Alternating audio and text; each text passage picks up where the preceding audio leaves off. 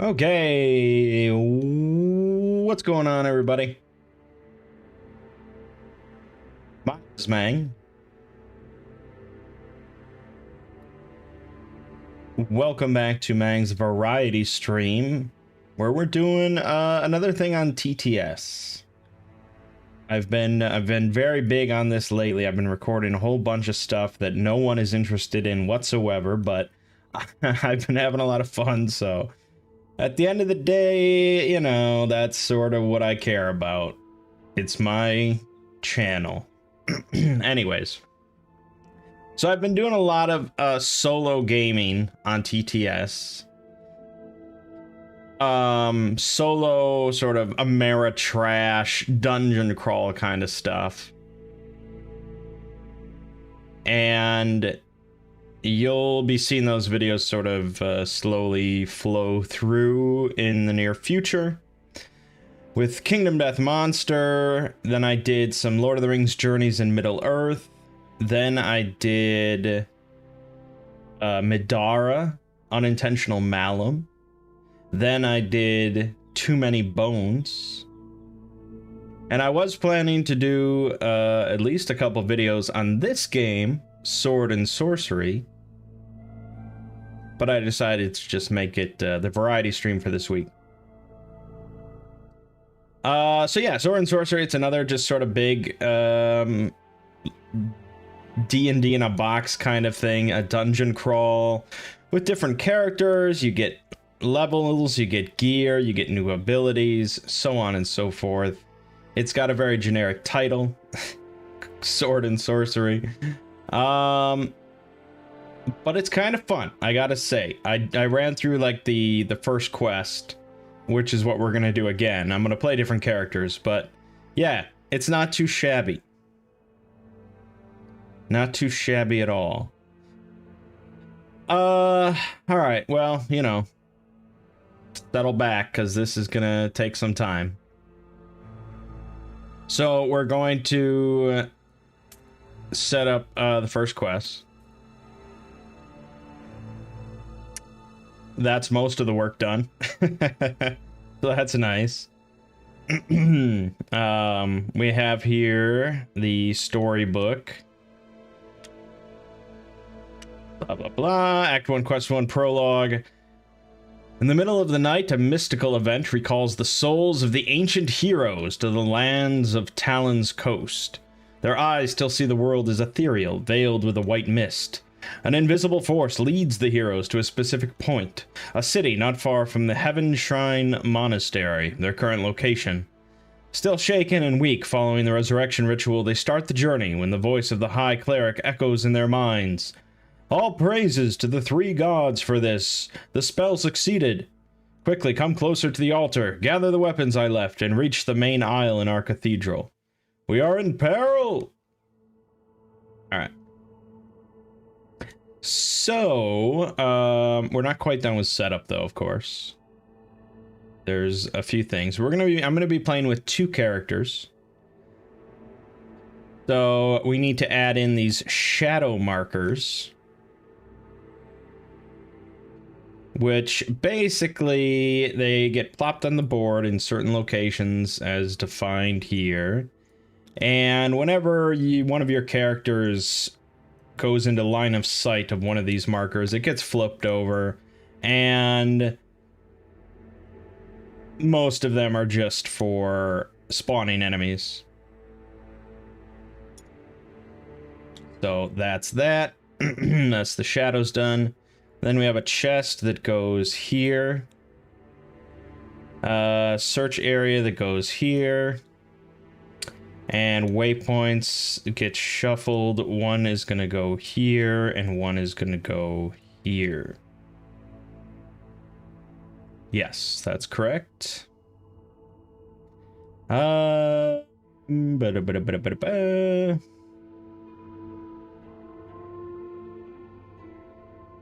think that's it for the map. Yeah, that's it. Okay, then there's the event deck. So these are going to get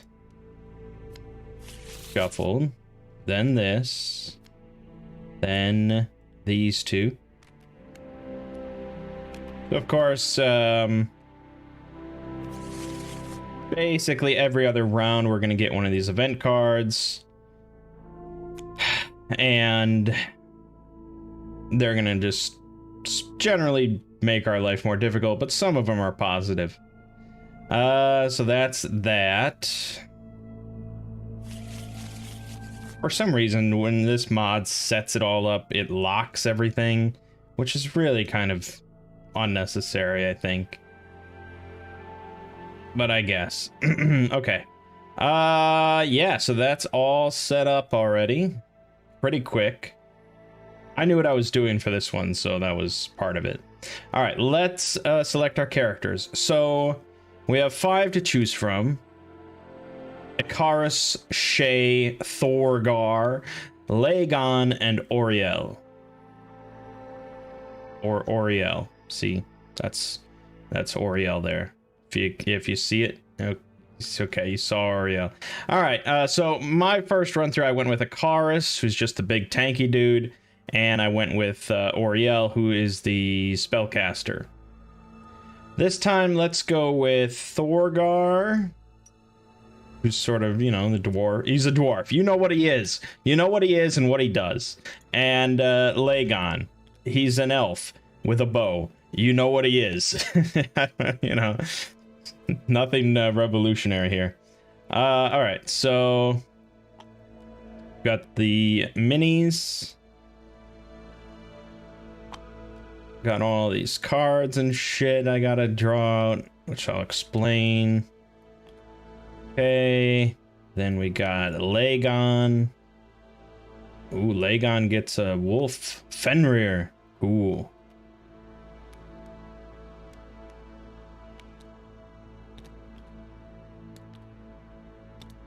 And he gets traps. Oh, there's an alternative Fenrir. Is this what they send you in the base game? It's actually not bad. That looks kind of cool. Because the unpainted mini doesn't look that great. So this kind of looks better. Anyways. Okay. So that's all of them. Alright. So...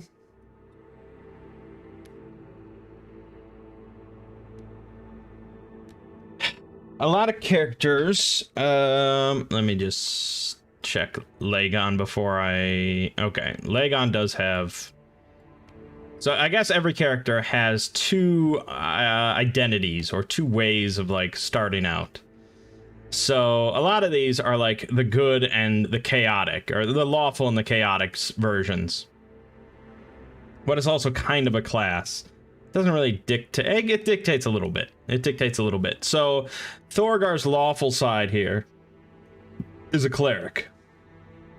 So once per round, he can let someone reroll up to 1 die per blah blah blah. So he can let people reroll.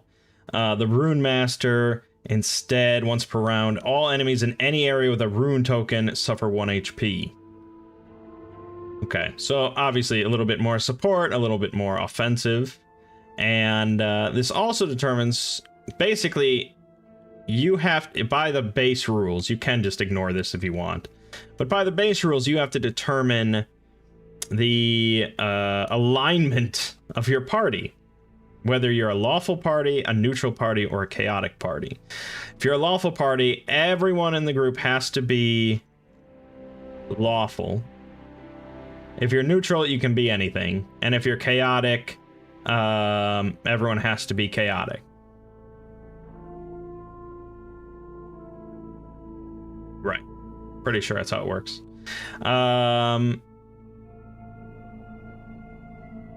So I think I played full lawful the first time. So I've seen, like, the different events that happen.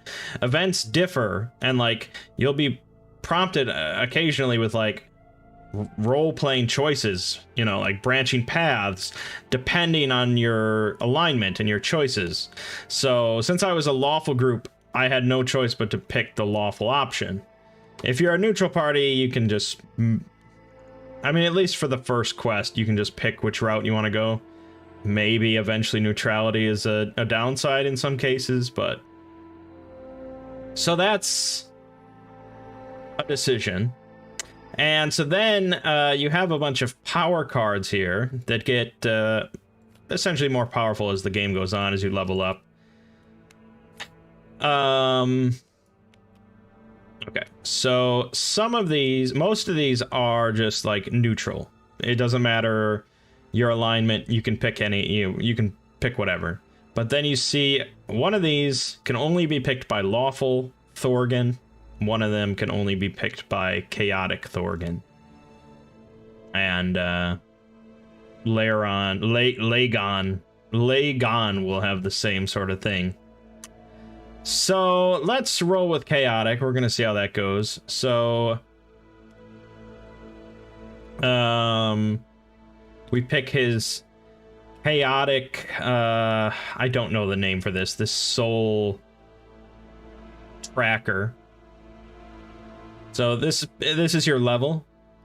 So that number 1 up there means I'm level 1. This would be level 2. This would be level 3, so on and so forth, up through level 7. And this determines your max health at 6. This determines how many powers you get to pick. So I get to pick 1 power right now. Your maximum number of combat actions and your maximum number of other actions. So pretty basic. I think everyone's going to be pretty similar. Okay, so here's a difference. If you pick the chaotic Lagon, you get 1 less health. Because I think it's meant to be a more ranged character. So that's kind of interesting. If you pick... Oh, he's both neutral. He's neutral either way. So he can just pick either one.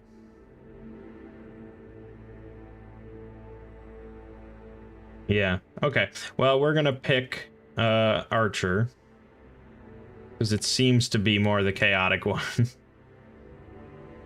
and I want him to be a ranged character. So also this card will determine your innate ability, of course. It also determine your max like inventory size. So you can see the Archer can carry 3 things, the Ranger only 2. Also your movement.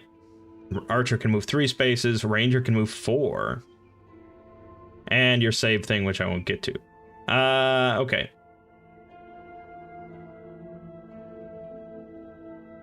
I don't know if he automatically starts with Fenrir. Assume that will be mentioned. Oh, probably only if you pick Summon Fenrir. And I can't actually pick that. So this digit on the left-hand side, that's the level, essentially, available to you for that power. So right now I can only pick stuff that has a 1. So that cuts out a lot of this stuff. So I can pick Trap, Backflip, Track Enemies, or Precise Strike. Trap, you throw down a trap token, enemy enters and becomes stunned. Track Enemies lets you look at the top card of the encounter deck. Backflip, move 1 area, ignoring all reaction attacks. And Precise Strike basically lets you do an auto crit. That sounds a little better than it is, but I think it's probably the way to go. So we'll plop that down. Okay, no Fenrir for now. Okay, as for Thorgar,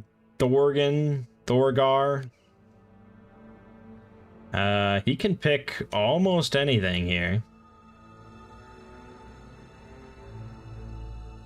Offensive Rune is his chaotic one. Place a rune token in your area until time phase. While present, all attacks performed by heroes in that area count each star result as a +1 hit instead.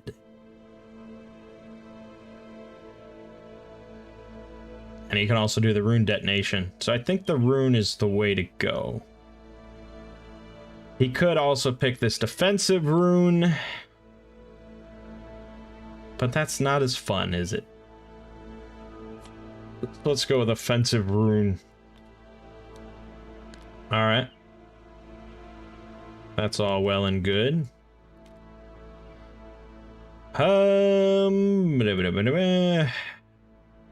Okay. Now that that's done, plop the minis here. Rune Master, Archer. Then I think we're pretty much good to go. I mean, I can crack open the rulebook just to double check, although the rulebook is not... it's not the greatest in the world. So I don't want to have to consult it too much. But yeah, I think we're good to go. All right, so we are in this chamber here. We're trying to get to this chapel here. So there's a lot of shit in our way, a long way to go. Thorgar can move 3 spaces. There is a door in our way, and right now we have no equipment whatsoever. It's also nighttime. So right now the night card is out. Whenever we do eventually get the day card, that will replace this night card. So right now we can see night is going to cause any attack we do to do 1 less hit, which sucks. I think they said at some point that this is because we have just like woken up. We were dead and now we've gotten called back to existence, so we're weakened. Right, so then we have this Book of Secrets. And this is where like all the sort of special event stuff for each quest is contained. So we can see here, this is basically the story events, which are these tokens whenever we get to that spot. That's in the book, as well as waypoints. Waypoints are sort of smaller events. So we're starting right next to waypoint 1, so we're going to go over and read waypoint 1. Some old weapons lie near the altar. Once per quest, each hero moving over this waypoint can spend 1 action to draw and equip up to 3 item cards of his choice from the stash deck. So Thorgar will go first. He's going to spend his action to look through the stash deck and take 3 of these items that he wants. Hey there, Shady Meow. So this stash deck is just, we can add more items to it later that we can shuffle around for the party, but right now this is just the starting equipment. So, yeah, these are item cards. The symbols at the top determine what sort of class can use them. So there's 4 different symbols. He's got the F rune symbol, and Lagon has this little triangle. There are official names for these, I don't remember. So Thorgar can only use stuff with the F on it, which is going to be the battle hammer, of course. So this is a big 2-handed weapon, obviously. He could use the staff if he so chose.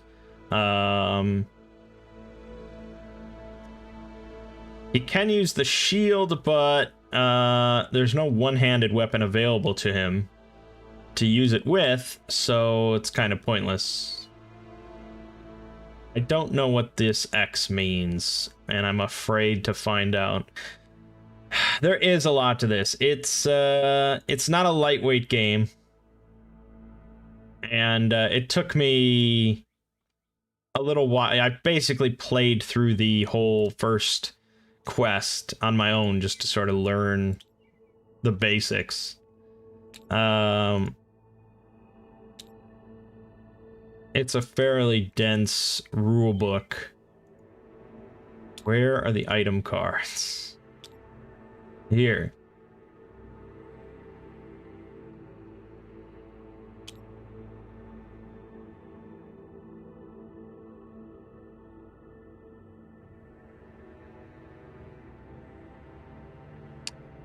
Yeah, I don't know. I don't know. It doesn't say what the X is. All it specifically says that that means you can't use it as that class. Or that fighting style. So why is it there? I guess probably there's like some ability or something that's just like you can ignore an X on this card. All right, for whatever. All right, fine. So he can't use a shield. He's using the battle hammer, and he can pick an armor. He can pick the arcane robe, which doesn't provide actually any armor, so it wouldn't automatically block any hits, but it would let him reroll a die. Or he can pick the chainmail, which does give an armor and is a bit more just straight defensive, which since he's going to be on the front line, I think that's a good way to go. So Thorgar is going to take these two. His weapon goes here. This goes here or here. One of the two, it doesn't matter, whatever. Okay, so that was his action. Now he still has a movement and a combat action, but there's a locked door here. No, it's not a locked door. This is a normal door. I'm sorry. A locked door requires an action to bash open. This is a locked door. Big difference. A normal door you can just open with a free action on your turn. Okay. So you open the door. This is a shadow. So like I said, when you draw line of sight with this thing, it's going to trigger. Line of sight. There's a lot of like little rules for it, but basically you draw a line from this X in this spot, this space, to the X of where you're looking. And if it passes through any sort of walls or gaps or anything like that, you don't have line of sight. So you can see it's crossing through this little black line there. So no line of sight yet, but it doesn't matter because I'm going to move in. We trigger the shadow, which is going to spawn an enemy. So for this quest, by default, we'll see a couple others along the way, but by default, we just have gremlins. Gremlins. Mogwai. And the color denotes their rank. So the green is the lowest rank, blue is above that, then red, and then purple, I think. So they do have slightly different stats and different things and things like that. But yeah, so whenever you need to spawn an enemy, you're going to draw an enemy card. And here we have a blue gremlin. So we're going to plop that down where the shadow was. And that's that. He can continue his movement then, so we'll move in. And now he has one combat action, which he will spend on an attack. So, for an attack...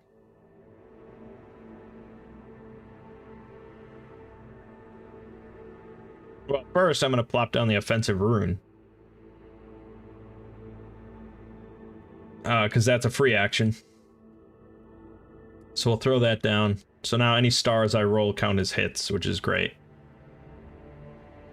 And technically, the rune token lasts until the next round. But this card gets flipped because I used it.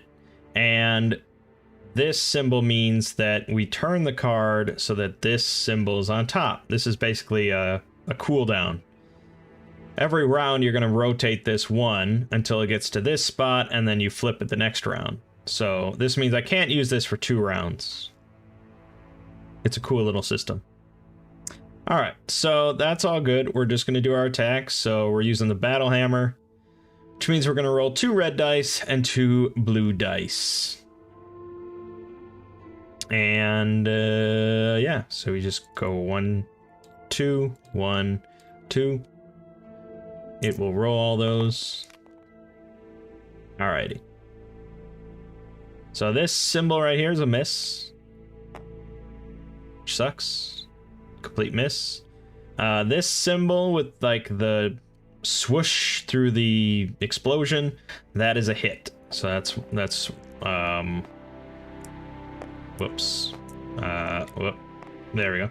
That's 1 damage we did. And we got a star, which we can convert to another hit. So 2 so far. Here's another hit. So that's 3, plus a little lightning bolt called the Surge. Got another star and a hit, so that's 4 and 5 total. The lightning bolt is called the Surge, and it's just like Descent. If you have gear or abilities or whatever that lets you spend that Surge in a way, you can then do it. So if I had 2 of those Surges, I could just add another 2 hits to my attack, which would be monstrous. I could also instead spend it to bash the enemy and basically send them to another space. I can spend 1 in order to KO it, though, which does not mean just kill it. I wish. That means that basically we flip it on its side, or we flip it upside down, and until it gets flipped back over, it can't benefit from armor. It has 0 armor. This gremlin doesn't have any armor anyway, so it doesn't really matter. It also, though, more importantly for us, means that this enemy does not count for the purposes of controlling the zone. So, basically every zone in the game, and a zone is any spot with an X. So this, where I started, that's 1 zone. This, where I start, this is 1 zone, this is 1 zone, this is 1 zone, you know, whatever. Every zone that has figures in it, of both players and enemies, can be controlled by one side. So whoever has more figures in it controls it. So when I walked in, there was 1 of each. So no one controlled this. Now that he's KO'd, he doesn't count towards that number, but he still is there. So technically, I control it. And what's more, if you outnumber it by like 2 to 1,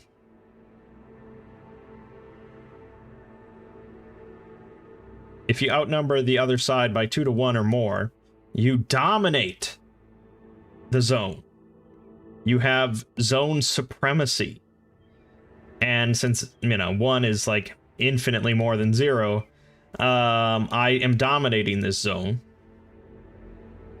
Which means that any attacks I did in that zone would do +1 damage, or +1 hit.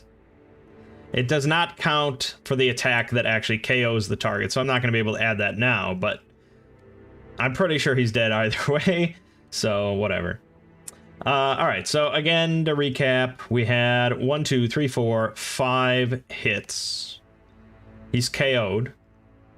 So he has no armor, and what's more, he has no defense. Most targets in the game, when they get attacked, they can roll dice to try and deflect something. He gets none. So he only has 4 health, as indicated right there at the bottom.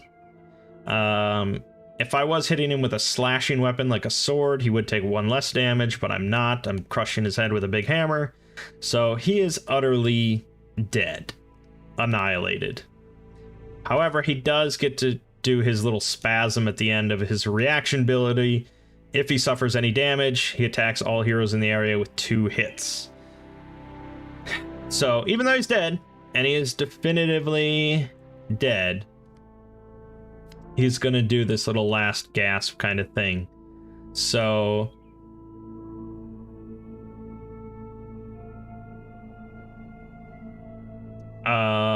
yeah, so 2 hits coming in against Thorgar. Its chainmail gives him 1 armor, so that just cuts out 1 damage right there. Then you look at all the hits coming towards you after armor and all that, and you get to roll a number of blue dice, a number of defensive dice. You can see the chainmail gives me 3 of them, but you only roll as many as hits are coming in.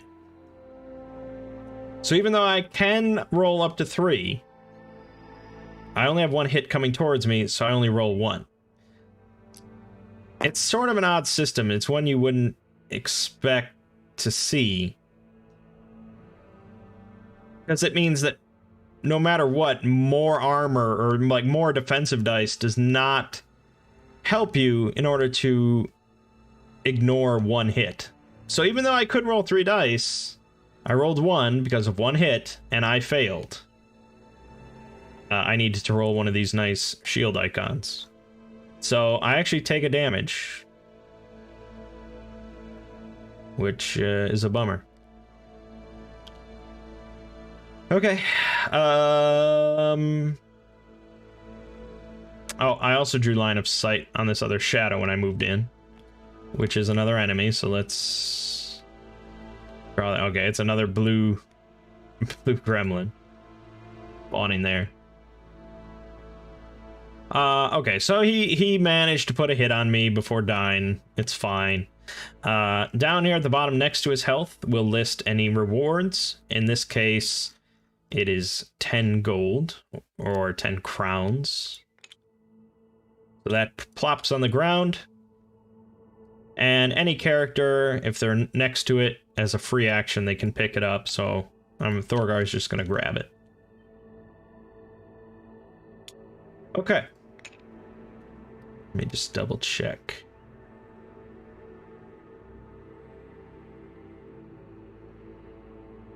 So actually, technically, he started here. So I think I actually had to go like 1, 2, 3, 4. I don't think I could have. I think I technically cheated. I wasn't able to actually move there. You can spend your action to add 1 movement. But remember, I spent my action grabbing this gear. So, oh well. We'll fudge it. Lagon will start there, though. Okay, so that ends Thorgar's turn. And after every player goes, you're going to do the enemy's turn, in which case we draw from this encounter deck. And this will determine essentially which enemies that are on the board get to activate. So this one says activate 3 enemies of any kind, and then you shuffle the encounter deck and discard this. So this is a good one to get out of the way, because there's only 1 enemy on the board right now. Alright, but that doesn't mean this guy's going to activate. So this works similar to Madara, where it basically is like a sequence. You start from the top of their AI sequence, and it's built entirely around range. So range to the nearest person. So if there's someone right in the same space as him, he just attacks him with the claws. If there's someone within 1, 2, or 3 spaces, he moves up to them and then attacks with claws. If there's someone 4 zones away from him that he has line of sight on, he attacks twice with this stone ability, and then he moves 1 space.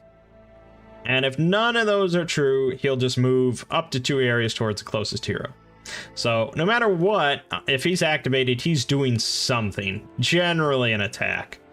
I mean, most time you're not going to be that far away from an enemy.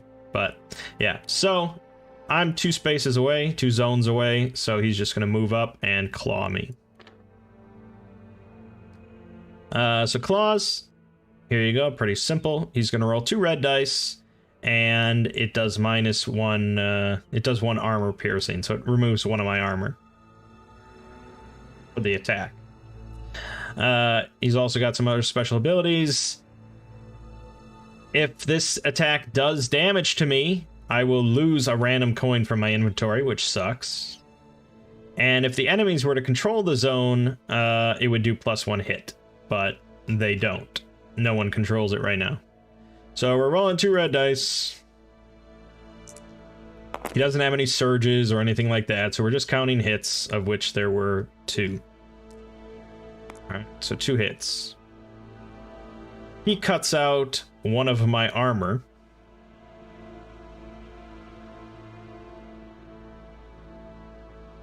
Of which I only have 1. So, again, like I said, I get to roll up to 3 dice depending on how many hits there are. 2 hits coming in, I get to roll 2 dice. And we're looking for shields. So that's 1 shield. The hit icon does not do anything for defense, so we ignore that. We do have a surge, so I can reroll any of my defense dice. We'll spend that to reroll this. And we got a shield. So I block both hits. I don't lose any coins. And that was its turn. So it's done. Alright. Then, finally, Lagon gets to go.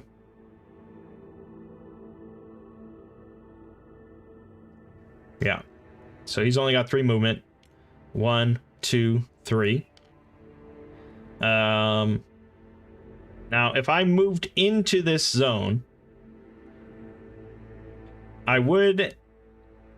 we would dominate it. We would have 2 to 1. So we would dominate. I would gain a +1 attack. But I'd have to spend my action in order to move the extra spot.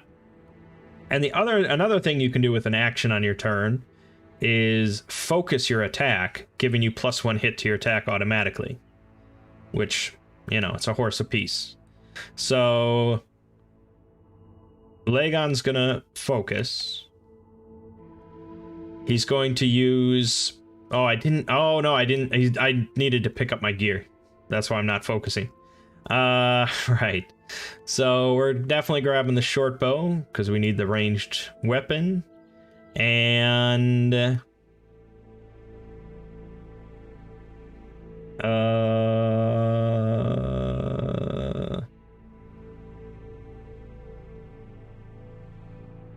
Can't use studded leather. That's really lame. I don't get any armor. Alright, he's definitely keeping his distance. So if I had picked Ranger, I wouldn't have gotten any armor. That's terrifying. Alright, all we need is a bow. It's all good. Alright, we're not focusing. We're just attacking with this short bow. We are attacking into where this rune is. Oh, but this is only for people that are in the zone. Never mind. Okay. We will do the crit. So we're going to add crit to this. I roll 1 blue die. I can shoot within 3 zones. I'm rolling 1 blue die and I have 1 auto hit added to it. It's not the best in the world. So we missed. We missed on this, but we still have the 1 hit. And we do have the critical.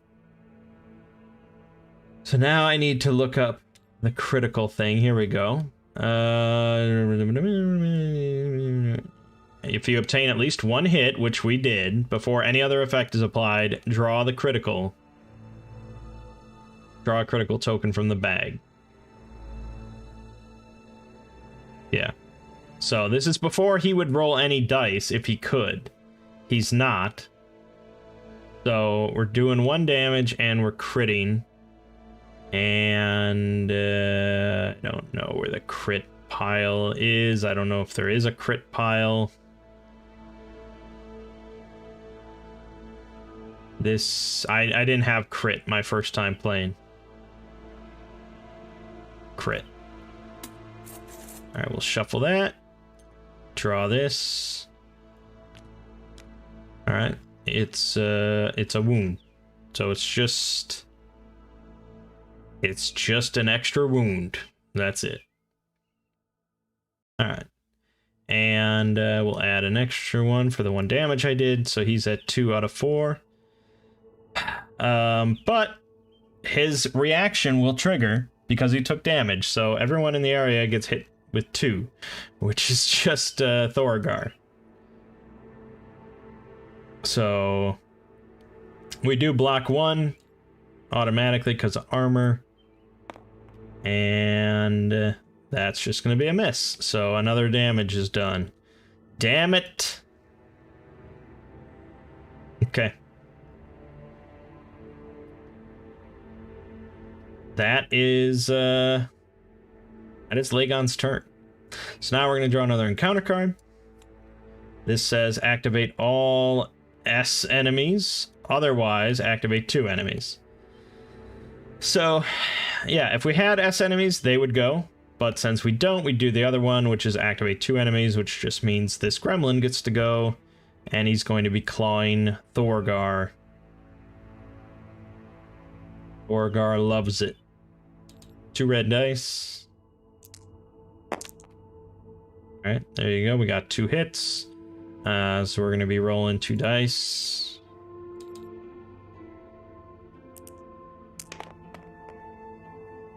Double miss. Damn, dude.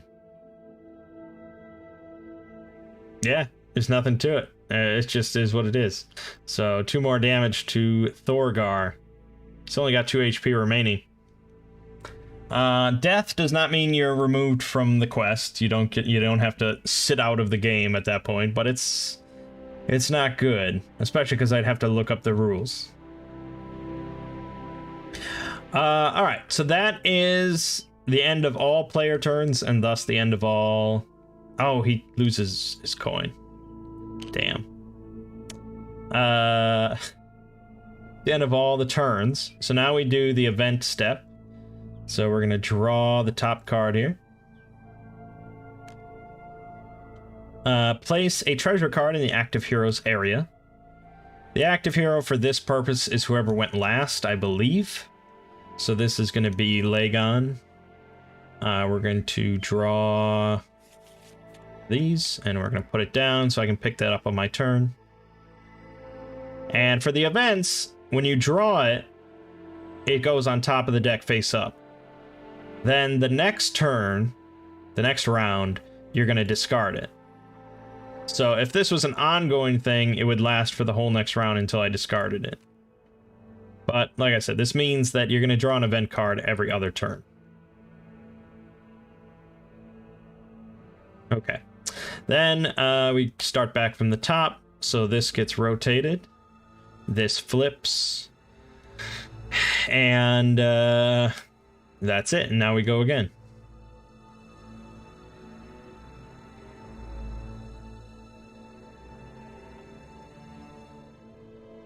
Oh, this also gets removed. I'm not sure what I want to do. Thorgar could just die due to this freaking reaction. If I try and move out, he gets a free hit. If I attack him with Thorgar, he gets a free hit. If I attack him with Lagon, he gets a free hit. None of that is really appealing. There's nothing I can do to prevent it. Let's have Lagon go first. He's going to pick up this card. Gain 50 crowns immediately and discard. So we are loaded with booty. Then I guess he'll shoot the gremlin. He'll focus. So he gets a +1 hit. Roll this blue die. We'll crit as well. Alrighty, so we started with this 1 hit. Focus made it 2 hits. This is 3 hits. And then I can spend the surge to get a 4th hit. So that's 4 hits, and we crit. I'm pretty sure this thing's dead. Oh, no, don't do that. He is blinded. Where was the reference sheet? Blinded. A blinded enemy, if activated, must apply Okay, but without performing any attack that requires line of sight.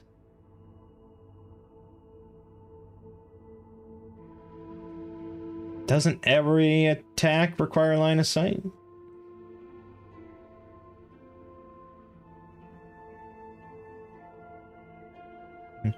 Well, I guess that doesn't affect the reaction, so it is what it is. Alright, he's definitely dead. But he's gonna do this 2 hits, so we do. Thorgar does absorb 1 automatically, but yep. That's another damage.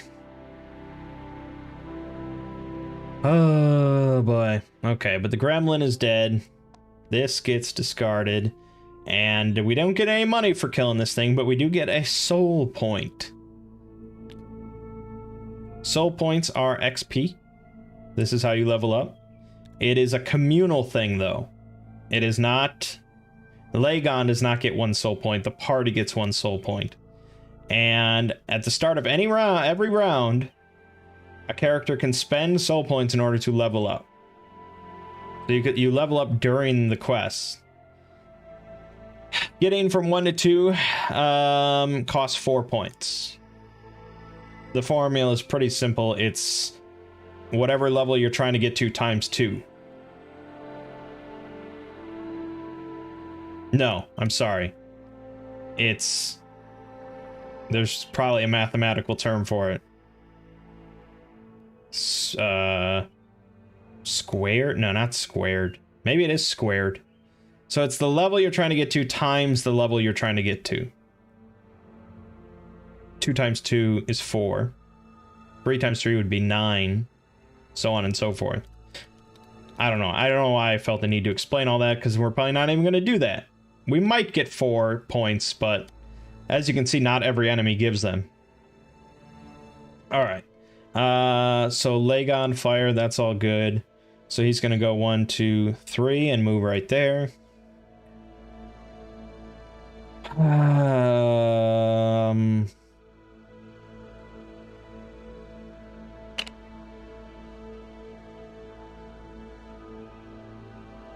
Yeah. I'm iffy about Thorgar here. So his turn is done. There's no enemies on the board, so you don't draw an encounter card. Thorgar will move here. Now, if I move here, we're going to spawn, we're going to flip 2 shadows. And then the enemies will immediately get to go because his turn will be done. In which case, I'll probably just die. So I'm actually just going to leave it off there. Again, no encounter card. This gets discarded, and that's that. This is coming back online. This comes back online. And that's it. Yeah. Okay. Alright, Lagon is going to go then. This means it's difficult terrain or whatever. It costs 2 movement to get on here. So that's 2 of his 3. We flip these. Male citizen, just for this means it's nothing. We ignore it. But this has spawned 2 enemies. So we got 2 enemies regardless. Fortunately, they're both green goblins. Because you draw from the enemy deck until it's empty, and then you shuffle. So we knew it was going to be 2 green goblins. That's all good. They're pretty basic. 3 health only. They don't even have the reaction ability. They don't have armor piercing. So I think Lagon has a good chance of just killing both of them right now, thanks to his twin arrows. Once per round, when you perform an attack with a bow, perform an extra attack with a bow against another enemy. Alright, so let's shoot one.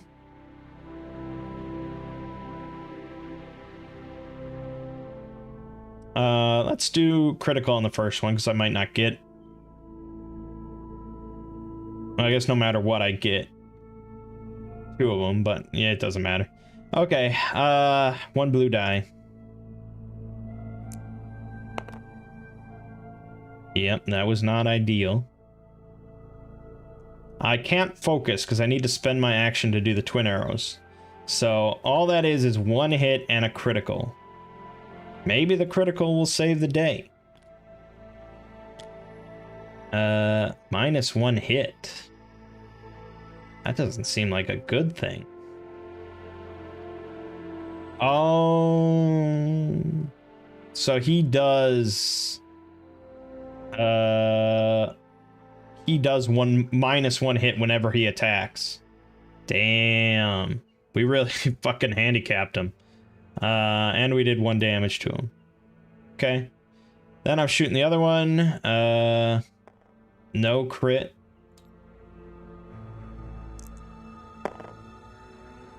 Alright, so that's just 1 damage as well. Well, we didn't kill both of them, that's for sure.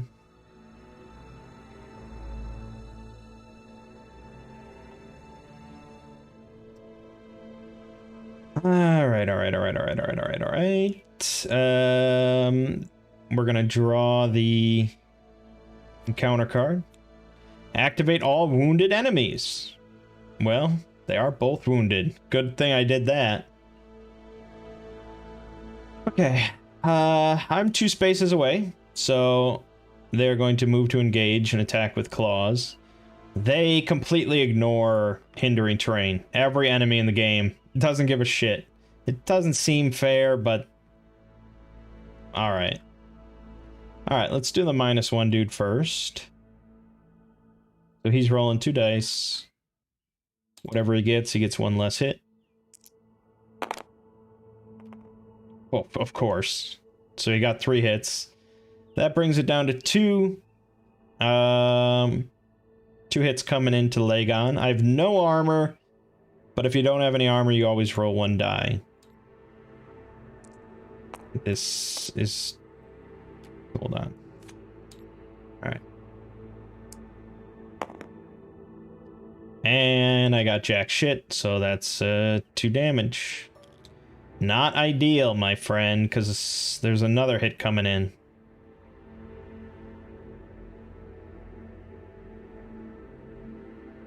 Yeah, okay. Another hit coming in.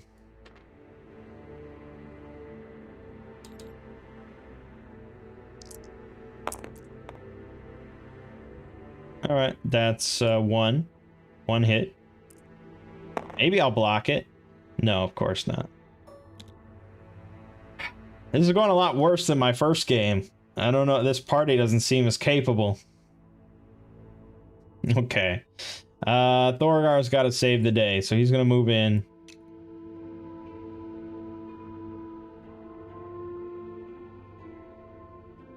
He's going to plop down his rune. It still isn't going to help much.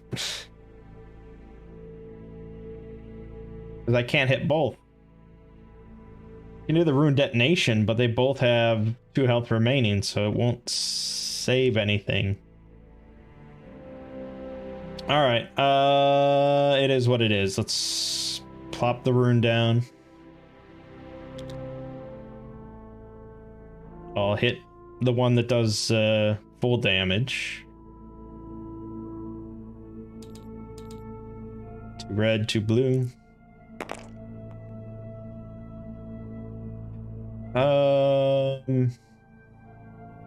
We got 1 surge. You can use to KO, but it doesn't matter. So really that's 3 hits, which is definitely enough. Alright. So that one is dead.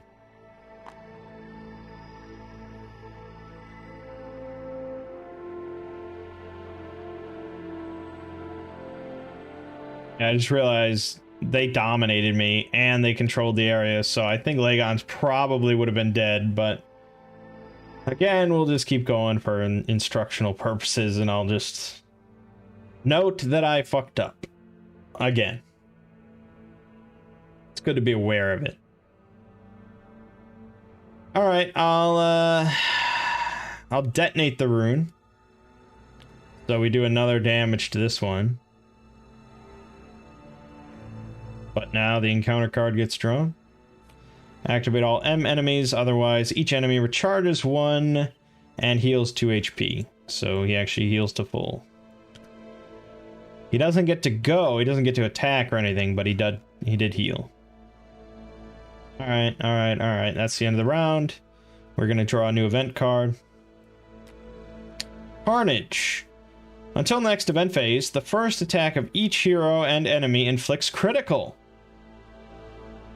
Also, since there's 2 characters, we're gonna spawn 2 -1. There's 1 enemy currently, -1 enemies. So technically we don't spawn anything. Yeah. So it's just the critical thing, which hopefully he dies before we have to worry about that. Alright. End of the round. So this rotates. This flips. I get to pick who is in a best position to kill this thing. There's no minimum range for the bow, so I can definitely shoot him. And I feel like... No, I think Thorgar can probably handle it. I think Thorgar can handle it. Let's just do it. 2 red, 2 blue. And focus. Yeah, I think that'll do it. He is obliterated. That's 1, 2, 3, 4, 5 damage. See ya. Also, we got a soul point from that other one and $5 dropped, which I'll pick up. Okay. Since I'm playing on TTS a lot, do I think I'll be playing Mansions of Madness anytime soon? Yeah, that would be good. I own it. I actually own the 2nd edition. I've played it a bit with my mom. Like a couple of years ago now. It is a very good Lovecraft game. I'm not sure. I kind of want to do Arkham Horror, the card game, which I've played a lot more of, but maybe Mansions of Madness would be also kind of fun. It uses an app, but you'll see whenever I do upload my Journeys in Middle-earth thing, I hooked up my phone with the app for that, and I was able to like screen mirror onto my computer, which I then put into OBS. So during my playthrough of that, the app is on screen the whole time, which is really great. So I guess I could do that with Mansions of Madness. All right. Oh, another rule that I forgot, and I'm gonna have to trigger now, unfortunately. We'll do it retroactively, so Lagon wouldn't be... Yeah, well, anytime you open a door of any kind, you trigger a trap.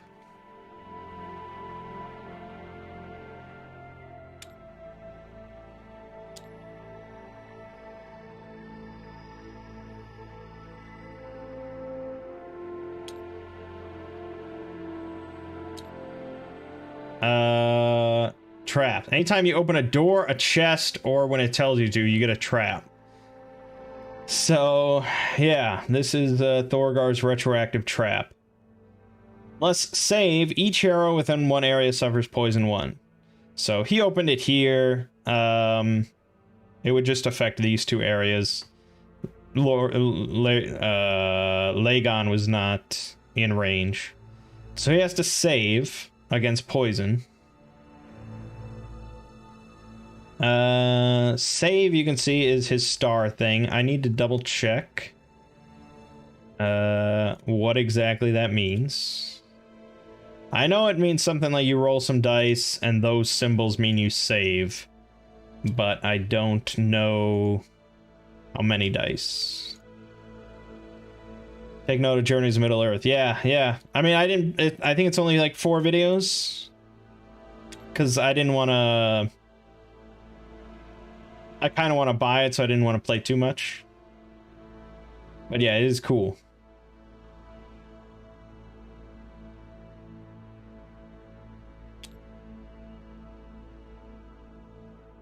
Save roll.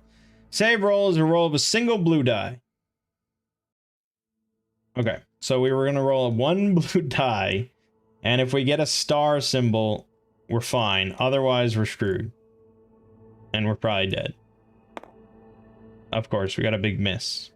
So, we became poison, or we become poison. We're doing this semi-retroactively. Alright, so poison. This sucks. I have to save against the poison. Wherever the hell this is. The rule. Oh, actually, it's probably on the reference sheet. Poison, yeah. So at the start of each round,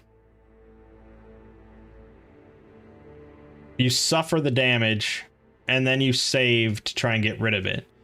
Problem is, I'm gonna die. So I guess I'll give myself until the end of the next round.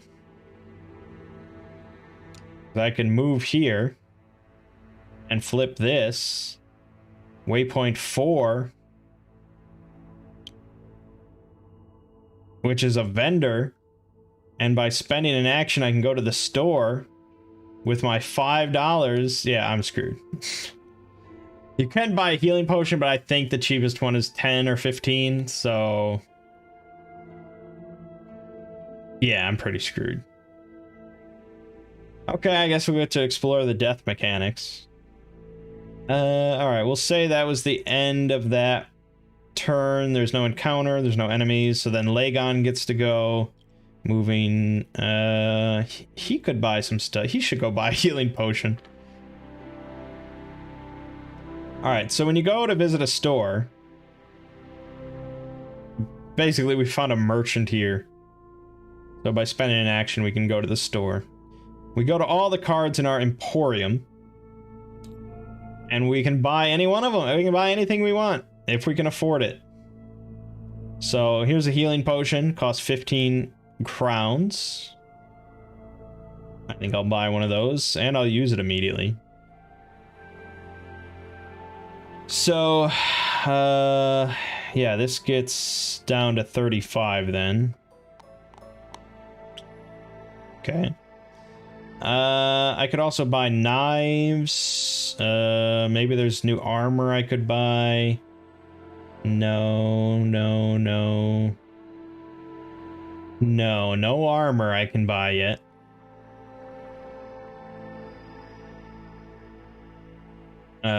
Scale armor. Thorgar could get. It's slightly better than his chainmail. Costs 120 bucks. There's also smaller healing stuff. Protective shield scroll that gives you magic armor, which just soaks up hits.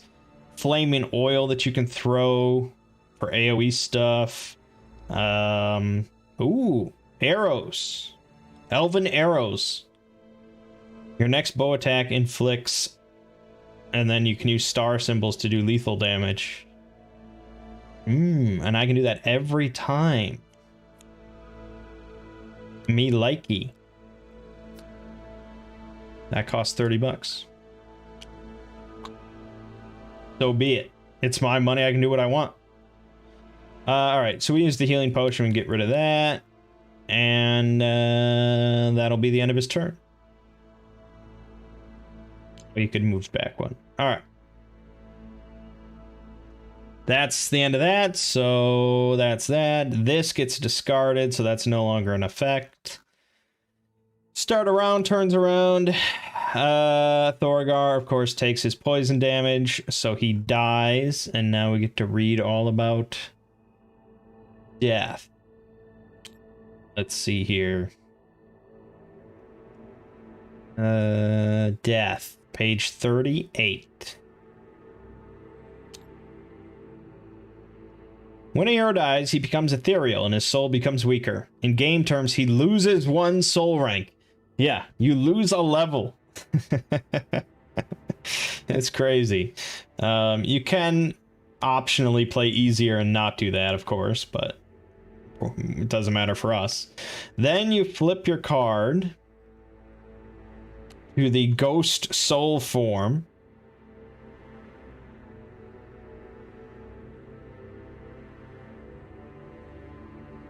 In which case, all I can do is move 5 spaces.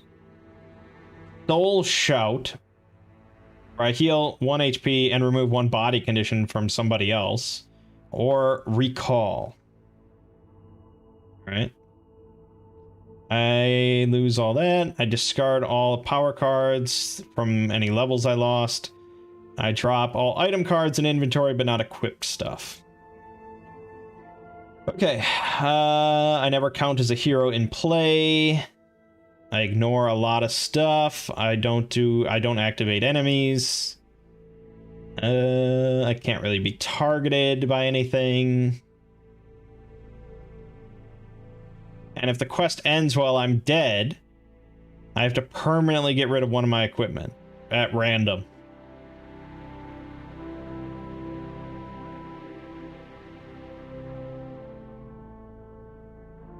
Okay. But I can come back, of course. Resurrection. If I'm in the same place as an active shrine at the start of a round, I can resurrect. And the cost is equal to the current soul rank of my hero. So for me, that would be 1 soul point. So it's not really that bad. But unfortunately, I'm going to have to spend 1 turn, I think, in soul form.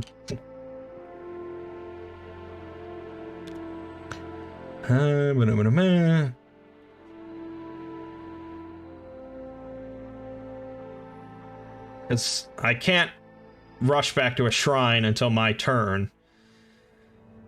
And, yeah. So, kind of expensive in the long run. To die? Yeah. Well, not only do you lose a level, which is just insane, because later on, I mean, getting to from level 3 to 4 costs 16 soul points.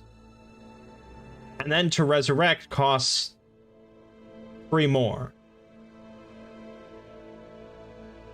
And if you don't resurrect before the end of a quest, you lose a piece of equipment permanently, which could be like the legendary flaming sword of fuck you or something. I mean, it's like, oh, whoa.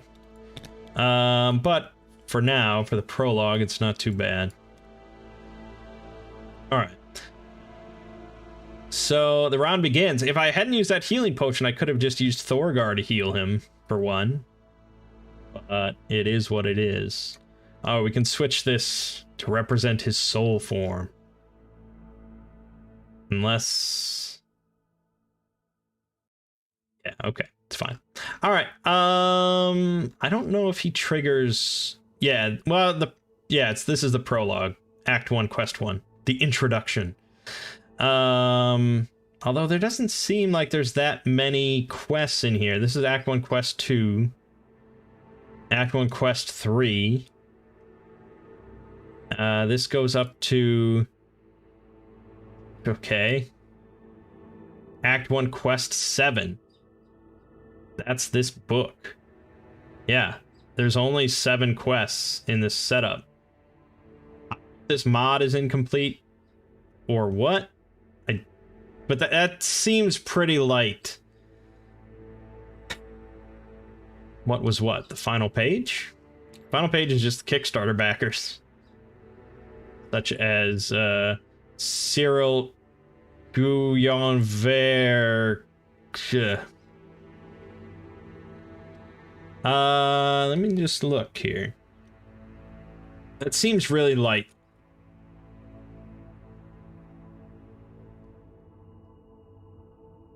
For...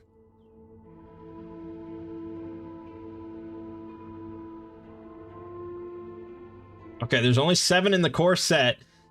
During a campaign, you only play 6 of them, because one of them is like a choice. It's like a branching path.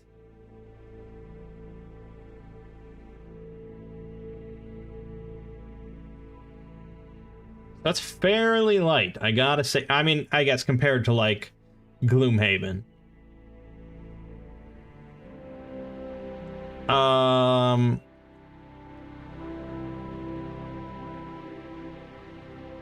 There are some expansions, though.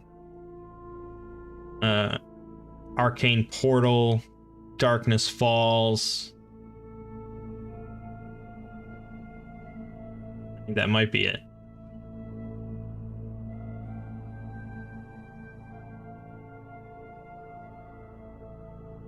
And Vastaryu's Lair. Alright, where was I? Yeah, it was the start of a round. Okay, so let's just have... I don't know if Ghost Form Dwarf can trigger story events or not.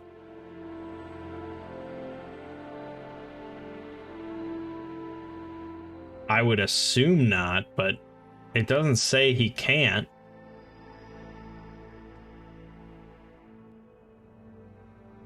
Although it says he never counts as a hero in play, so I guess probably not. Let's just have Lagon go. So we're going to step over here onto this story event 1. So we go in the Book of Secrets. Story event 1. The heroes reach the city at the first light of the sun. Beyond the gates, a vision of blood greets them. Swarms of gremlins are attacking buildings and people alike, starting fires everywhere. So we're gonna play, put story event, or event 4 into play, which is just the day event. I don't think I've even been keeping track of that. I've been doing this terribly.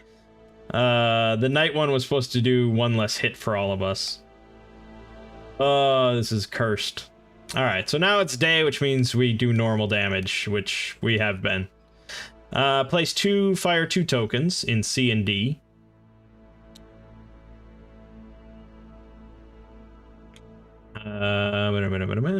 So C and D right there. We've got a fire here. Fire here. Okay. You know what fire is, I don't have to explain it.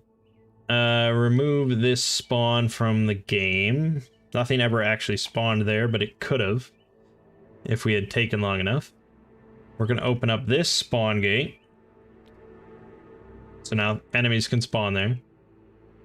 And we place this card on top of the deck. Which just means that next round, instead of drawing a new event card, we'll just be discarding this. So it gives us a bit more time. Alright, the entrance to the cathedral is clearly visible to the heroes, yet as they walk toward it, something attracts their attention. Some dangerous-looking humans clad in heavy leather armor, carved with strange symbols and wielding curved blades, are opening a chest on a cart. But as one, they turn toward the heroes. So here is where you get to make a choice. Depending on your alignment, the group's alignment.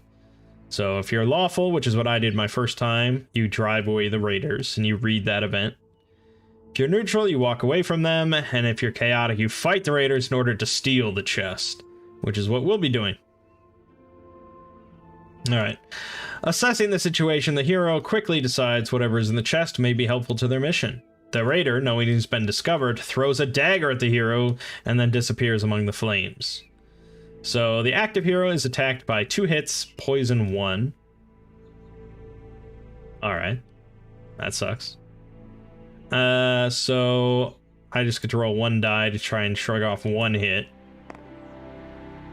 I didn't. So I'm taking 2 damage, and I'm poisoned. But I think we can handle that. Then we shuffle 1 Green Raider into the enemy deck, or 2 if there's 3 or more heroes, or more than 3 heroes. So there's just the 2 of us. So there's the Green Raider, there's his AI deck. Then I have to go over here. I don't know why they didn't put these in those little folders. I gotta go here. They're not even titled properly. It's not the best TTS mod I've ever witnessed. So that is gonna go in here.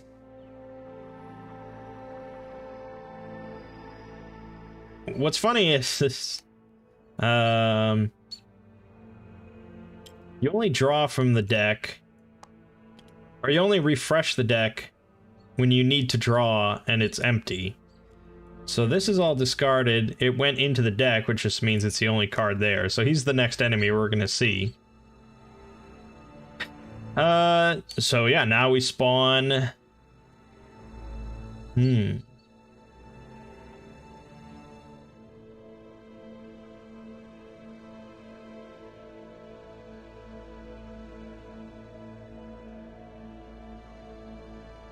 Now I don't know.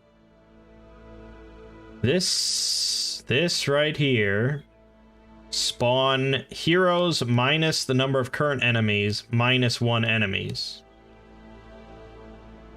I don't know if Ghost Form Dwarf counts towards this formula or not. I would imagine he does. But, oh god, this rulebook.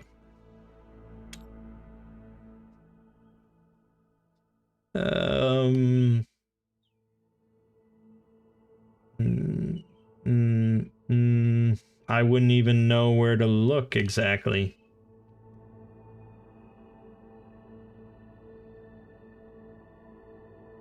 This is part of the fun when you're playing a really just sort of heavy, kind of complicated game. Flipping through rule books. Like when I was just playing before on my own, it doesn't really bother me whatsoever. Here we go. Heroes in play. Alright. It doesn't count Ghost Form Dwarf. So that's 1, -0, -1 enemies. So no enemies spawn. If you still want to open the chest, go to 110. I do. Ignoring the fleeing enemy, the hero opens the chest. So I get a trap card, and then we place a treasure card down. Alright, that sounds fun. Lightning! Why did this guy have lightning in a chest? Alright. Unless save, each hero within 2 areas suffers 1 HP and becomes KO'd. Alright. Lagon's save is the hit symbol, which means that he has a better chance of saving than most. Yep, he saved.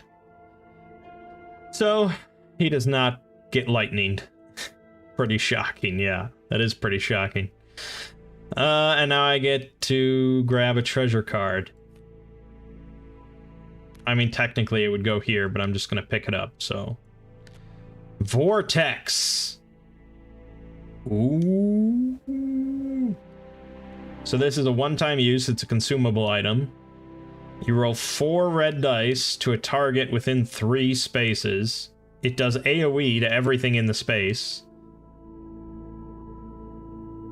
You'd use a surge to send them flying, or a surge and a star to add another hit. That's a nice little AoE thing, and I think we might end up using that towards the end. Alright, I guess I'll move here. There's no encounter because there's no enemy. So then it's the ghost turn. He's going to... He can do any of these things. He can do each of these things once. So I'm going to move here. I'm going to heal Lagon for 1 and remove a body condition, which is any of those symbols. So we'll remove the poison. Haha! Thank you, Ghost. And then he will recall back to the shrine. Which means he's really gonna have to fucking hoof it to get back, but it's fine. Alright, that's the end of the round. This gets discarded, and... New round happens, so he's going to spend a soul point in order to revive. He's back in business. And I guess he'll move. He'll spend an action to move 4 spaces. 1, 2, 3, 4. This gets flipped over to 1, so that's almost going away. Lagon will move 2 spaces into here. this difficult terrain area of a market stall. It's just so difficult. And then we'll search. So for this, we're going to roll 1 red die. If we get a surge, we get a loot token. If we get a star, we get a treasure card. Or we could get both. Loot tokens tend to be treasure cards anyways. Alright, we got the star, so we get a treasure card. It's a bag, which increases our storage capacity. But doesn't this, like, go in my bag? Maybe this is meant to be, like, here, and this is here. I don't know. I don't know exactly how this is meant to work. But great, we found a bag. Huzzah. And we'll move back out. That'll be the end of the turn. No encounter cards whatsoever, but we do get a new event. Anti-magic wind. Until next event phase, heroes and enemies cannot use star effects. And we're going to spawn... Now we have 2 heroes in play, and there's no enemies. So 2 -0, we're spawning 2 enemies. There's only 1 spawn point on the map, and that's right at this gate. So one of them is going to be this raider. Of course, he was hiding. He was circling around while we were poking around the market stall. So he's going to spawn there. Then we shuffle these other cards, and we get ourselves a blue gremlin.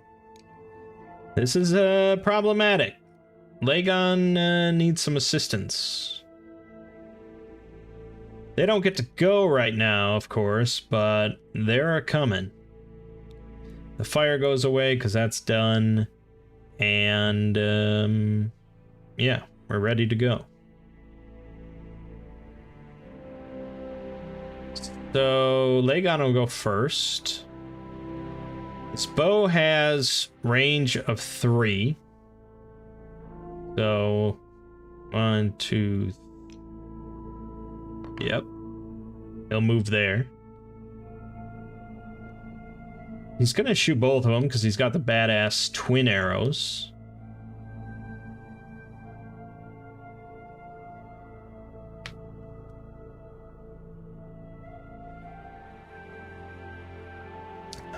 I mean, this is a free action. It's not a consumable. Unless I have the rules wrong, he can do this every time. Yeah, so... but he can't use stars because the anti-magic wind. Oh, never mind, it's useless. Alright, let's start with the... this is a pierce attack, so it's going to do -1 damage to the raider. Let's start with the gremlin, and we're going to crit him.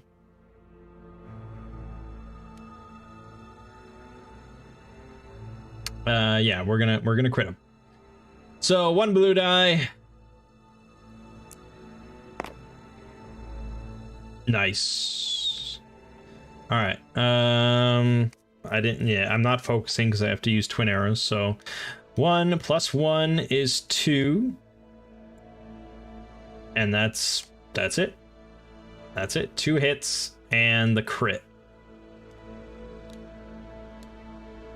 So here's the crit. KO'd. Doesn't matter because he doesn't have any armor anyways. And 2 damage on him.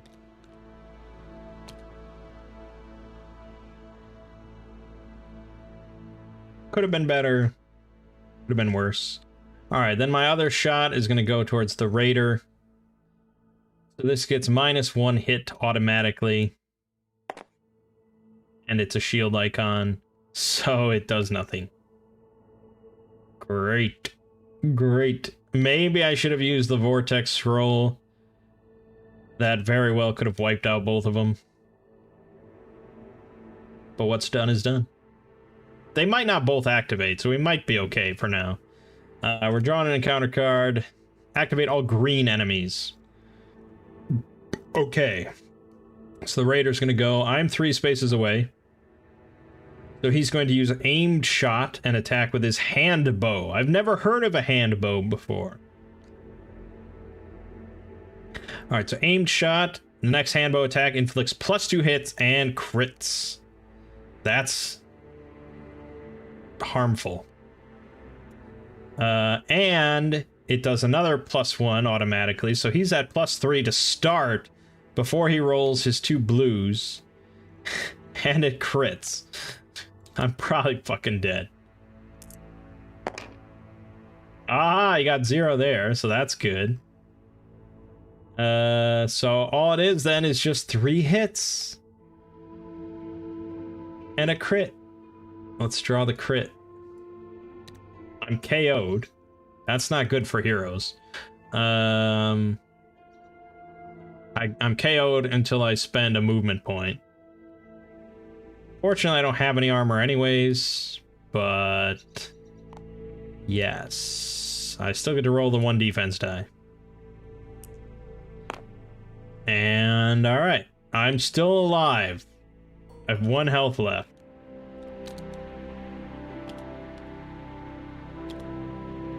Oh boy. Oh boy, oh boy, oh boy. Oh, so he didn't move. I might try and just vortex them and blast their ass. No reason not to. Okay. Well, no, I still might be dead because Thorgar is going to move and then he'll activate something and then I'll probably die. So Thorgar is moving 1, 2, 3, 4. That's his exciting turn. Weird way to say crossbow. Is that what it's meant to be?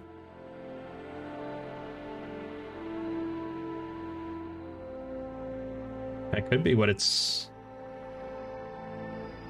Okay, but on the image, he just has like a flintlock pistol or something.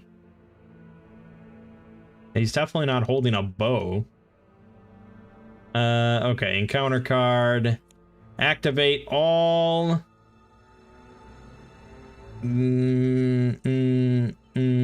that symbol, which is the gremlin. Okay, and he's gonna move in. And he's gonna claw me. He's gonna claw me.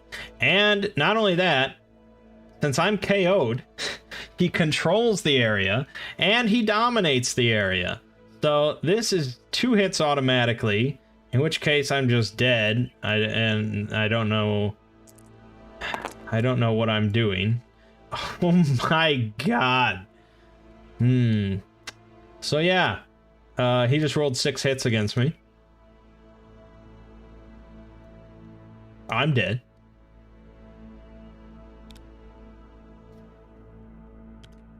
Alright. Round and round we go. This is going way worse than my first playthrough, which is odd, because I feel like I flubbed more on this playthrough. Okay. Let me check again these rules. Wherever they were, 30 something or no, 40 something. No.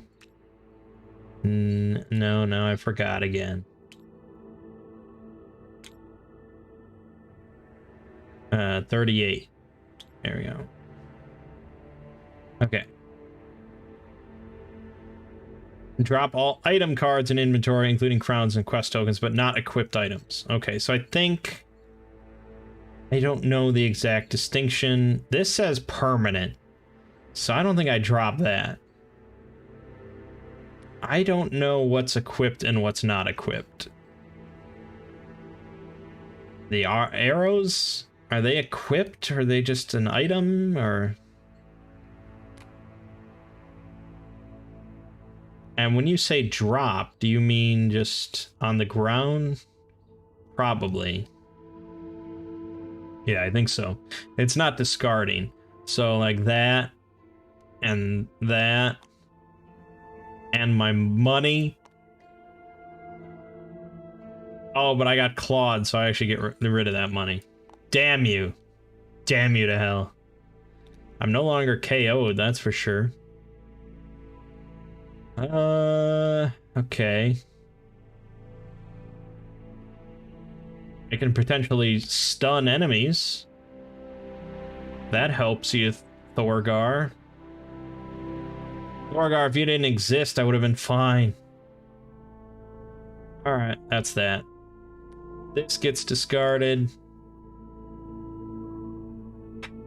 This gets flipped, and that's the start of a new round. So, actually, how does he have money? He shouldn't have money. The money should have been here. And I probably got clawed. I'm sure I... Oh no, I died to poison. That's what we decided. And I died to poison here. Which is worse, because I'm not going to go out of my way to pick that up. Alright. Lagon is going to... I guess he'll try and stun this gremlin. There's no reason not to try that. He does stun the gremlin. Now I have to look up stun. A stunned enemy must skip its next activation. That's perfect.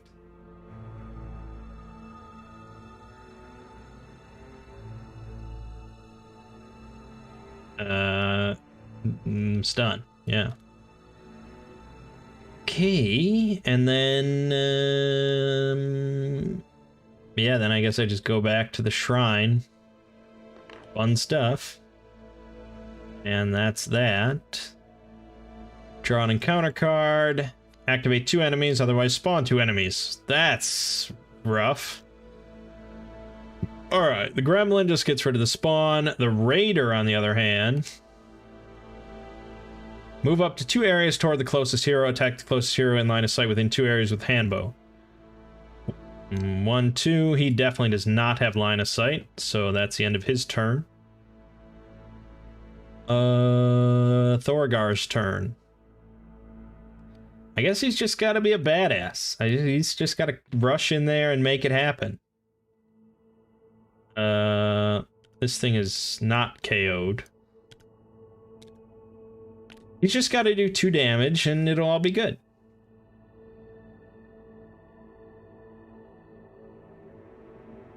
I'm not going to throw down the rune yet. Actually, hold on. What will this guy do? We're 1 space away, so he's actually not going to move in. He's going to move away and shoot me with his little handbow pistol. So I'm not going to put down the rune yet. We're just going to roll 2 red, 2 blue. I'll focus. Alright, so that's 2 hits there. And a surge. So I've done 3 hits. I can surge for the KO. But it doesn't matter. He's dead. 3 hits is definitely dead-arino. He is going to do his little stupid counter hit, so I absorb 1 of it. I missed the other, so that's a damage.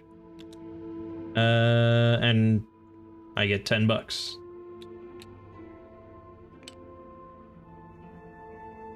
Encounter card.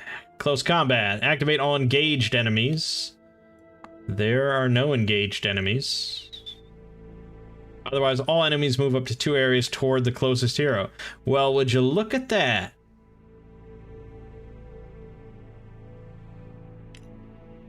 I don't think he would really choose to do that, you know, under most circumstances, since most of his AI has to do with, like, getting away from people. But it works for Thorgar. Alright. That's the end of the round, so event. Divine Gift. Based on the active hero's soul. Lawful, 1 hero heals 1 HP. Chaotic, 1 enemy suffers 1 HP. Neutral, you get to choose. We are definitely chaotic, so he's going to take a damage. Spend our other soul point. We're definitely not leveling up this quest. And we revive.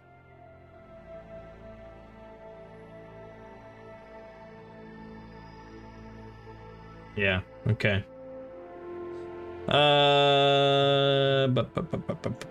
Let's start with Thorgar then.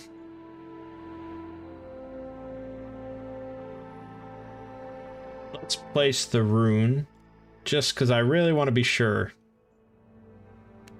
Really want to kill this dude. So, can use stars as hits. 2 red, 2 blue.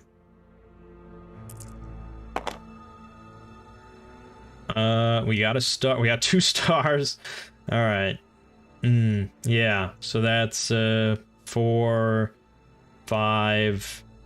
I didn't say I'm focusing, so I guess it doesn't matter. So 5 damage. Do you have any armor, sir? You do. So that's 4. Doesn't have any defense dice though, so you're still dead. Easy peasy. You drop $5. Oh my god. When gremlins have more money than you gotta evaluate your life. Not on him. Okay.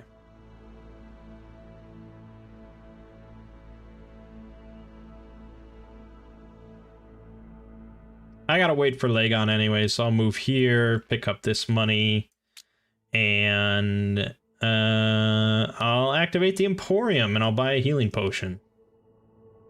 This one. So I think that might come in handy. Alright, and then I'll move back. Good. Lagon is going to be moving 4. 1, 2, 3, 4. This gets discarded. This ticks over.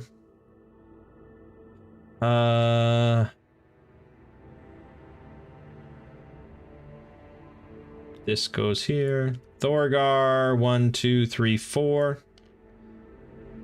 Lagon, 1, 2, 3, 4. New event. This is actually a little problematic now because if you ever... once this runs out, the quest is over. Outnumbered. 2 -0 -1 enemy spawns. So that's 1 enemy. A little green gremlin. For each area controlled by enemies, all heroes in area become KO'd. Well, that's not the case. Alright, this flips over. New round. Lagon will move here and shoot this gremlin. I might as well use the crit. Very nice. That's like... it's 3 hits even before the crit, so you're dead. Thanks for playing. We get a soul point in case we die. That means there's no encounter. Thorgar. He's gonna move 1. Free action to open the door. That flips this, which reveals an enemy. Which is a blue gremlin, of course. He'll move straight in to fight that gremlin. And I'm not going to plop down the rune because I might need it. I'm just going to roll the dice. I am going to focus. I said that right now. It counts. Oh, Jesus. It's pretty abysmal. That is 2 hits. And he's KO'd.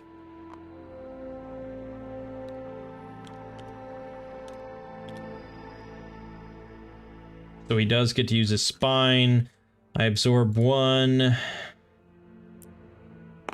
And I take 1. Great. Okay.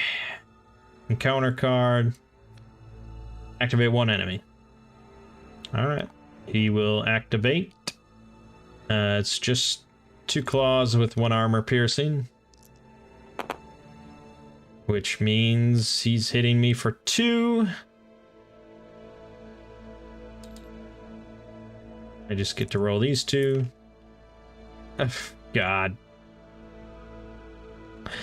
Alright, guess I'm taking a couple more damage there. Luckily I bought that healing potion, huh? That's the end of the round, so this gets discarded.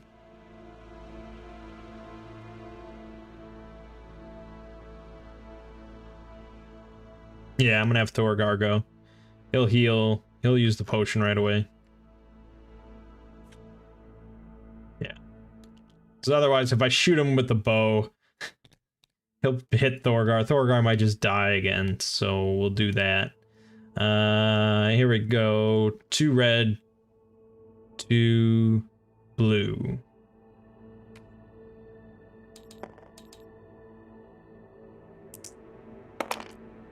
Focus. Surge. Okay, so we got 3 hits total, plus 2 surges can add for... Oh. I could bash him. Hold on. Bash. Force the defender of an attack to move back 1 area from current position. I wonder if that would prevent the spines. Perhaps I should Google.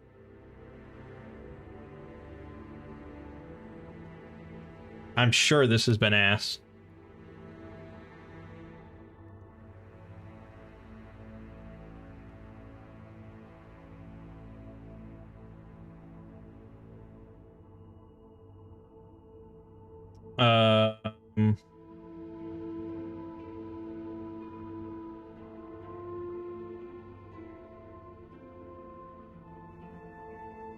There's always like a discussion of people going back and forth. That's never a good sign.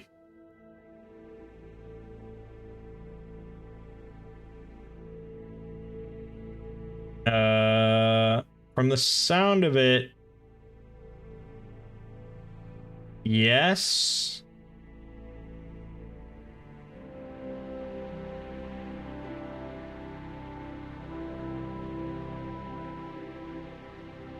Yes. I think thematically it works. So, the bash effect happens like right away, so I send him flying into here. Then I end up doing my 3 hits of damage. So he obviously doesn't have any defenses or anything like that, so he dies. His spine would trigger when he takes the damage, but there's no one here, so nothing happens. He is just dead. That's how that should be done. And we get another soul point. Ooh. Okay, that goes there. Then, let's see, I didn't move at all yet. I did focus, but I didn't move at all. So let's step into the cathedral, and we're going to be doing story event 2. I think at that point you should decide, yeah, I mean, I tend to do that. If I get to Googling, I still don't get a clear answer. It's just like, all right, this makes sense to me, and it's cool. I'm just going to go with that. All right, story event 2.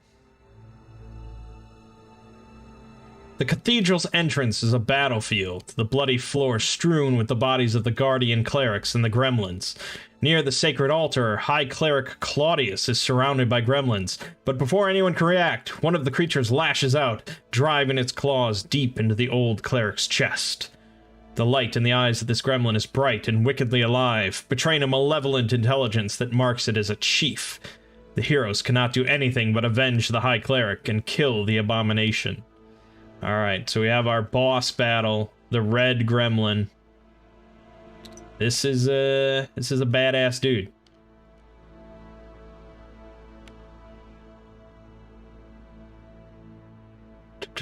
Where's that enemy deck? Red gremlin. Alright, here we go. So, he has, for 2 or 3 characters, he has 6 health. He has 1 armor. He gets 2 defense dice. His attack is 1 armor piercing and 3 red dice for the claws. And he has quickness, so no matter what, if he's not activated each turn, he gets to activate. So yeah, this guy is a little scary. And he has sharp spines, so whenever he suffers damage, everyone in the zone takes 1 damage. Unavoidable. Who doggy? Okay, so that was step 1. Open the shrine in waypoint 2, so that means now we can spawn here, which is good. I think that'll come into play. Then we spawn 2 -1 enemies in the waypoint 2 area, so we're gonna spawn an enemy here.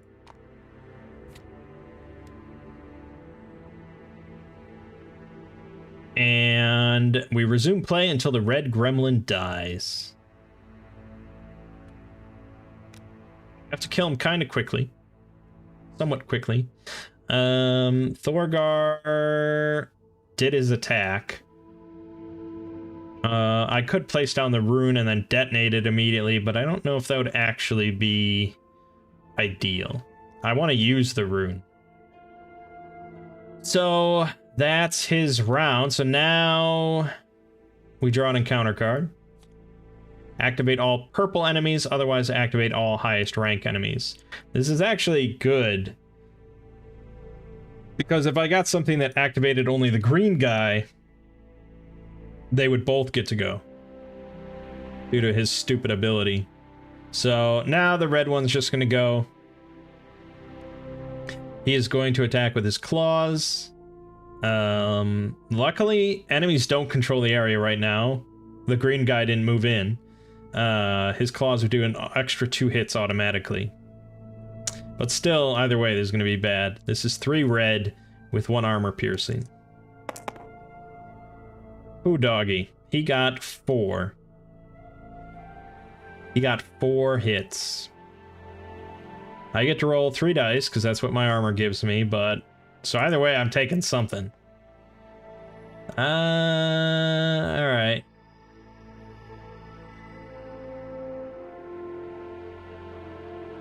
We did not get any surge, which would have let me reroll stuff.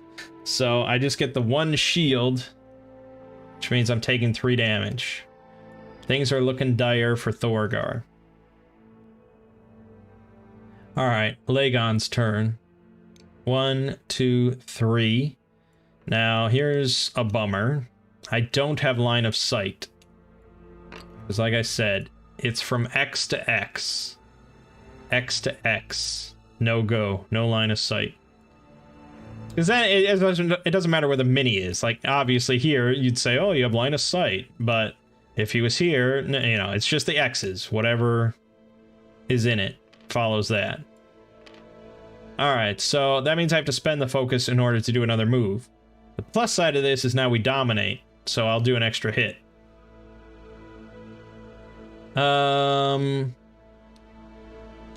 I have line of sight on this guy? I don't think so. No, the X is there. They purposefully... They put the X's in places where it would sort of prevent it, which makes sense, because if I'm here, I wouldn't have line of sight down here. It's not like, oh, I'm going to stand right here and shoot down there. Anyways, all right. So we dominate. So I get 1 hit automatically. I get another hit automatically. So we're at 2 to start. I'm rolling 1 blue die, and we're going to crit. Oh, and at some point I probably picked this up. That would make sense, right? We probably should use that vortex pretty soon. All right. Yeah, 2 hits to start. Roll that. Nice. Okay, so 3 hits, a crit, and lethal 1. That's all the full tally. Now lethal...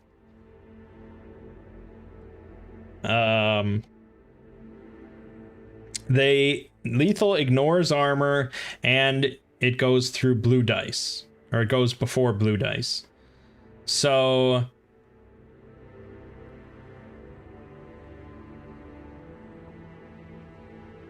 Yeah, that only applies to one of my damage. If I had rolled 2 stars, all of it would have been lethal. Which would have been kind of cool. But yeah. Let's do the crit first. -2 health. Holy shit. So he only has 4 HP. He only has 4 HP. This is gonna work out. Alright, so 1 damage is lethal. That just happens.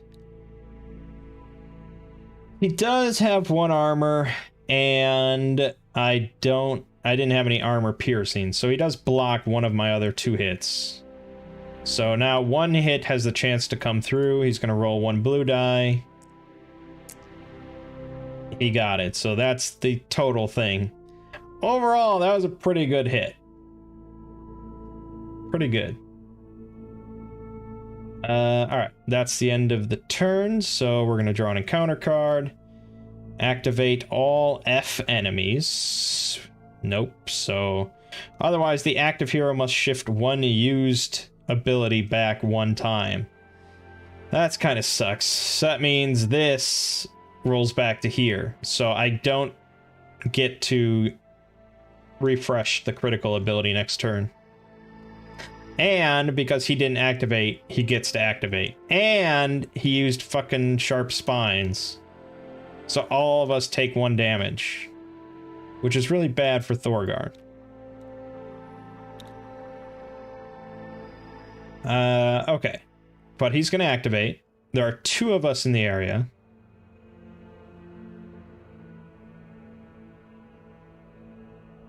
So he's going to prioritize, that's what this symbol in the upper left means. He's going to prioritize whoever has more wounds, which is, of course, Thorgar. So he's going to be clawing Thorgar. He definitely doesn't control it, so that's good. Luckily, green has still not come in.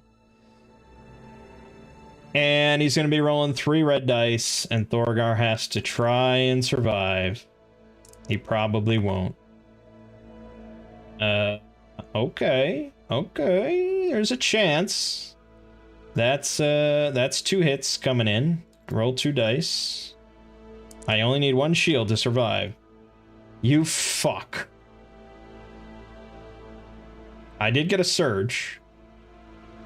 So I can re-roll both of them.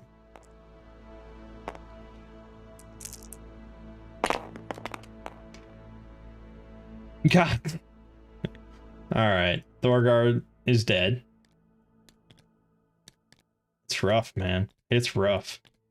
My first playthrough when I was playing this tanky guy, Icarus, I gave him a shield. And that gave him +1 armor, which came in so handy during the whole thing. That adds a lot to your tankiness. But I couldn't give this guy a shield. He doesn't want it. He doesn't know how to use it. Alright, you're dead.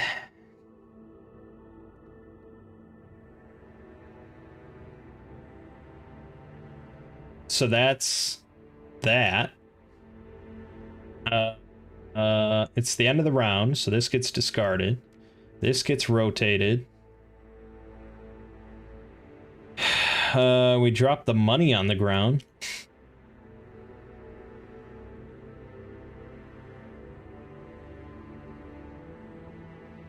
And now here we go. Ooh. Okay, so if I have Thorgar, I mean, ultimately it doesn't matter because I'm only just doing this quest, so it doesn't really matter. But if I had Thorgar go first, okay, and he went over here to the shrine, maybe he healed him for 1, he went over to the shrine to wait to res, then an encounter would go, which means that the red guy would absolutely activate, and possibly the green guy as well, and they might just kill, and I might lose the scenario, because they would both be dead. That would be pretty shitty. Alternatively, if I had Lagon go first, I'll likely kill this dude, And you could guess, and I can tell you for sure, as soon as you kill this red gremlin, the quest is over. And if the quest ends while he's still in ghost form, he would permanently lose an equipment. Which ordinarily wouldn't be the worst thing in the world. But... oh, he could use the shield. He didn't have a weapon to go with it. So, if I lost my hammer, I'd be forced to use the fucking staff. Which would just be lame as hell. No dwarf wants that. I mean, ultimately, I guess it doesn't... like I said, we're just doing this one quest. But if you were at a table with some friends, that would be a consideration. Yeah, so we're gonna have Lagon go first and just try and end it. And let's be real badass and use this vortex scroll. And we'll focus, because I think you can focus a scroll, unless I learn otherwise. It's a combat action. Hold on, let's Google, because this stream isn't long enough.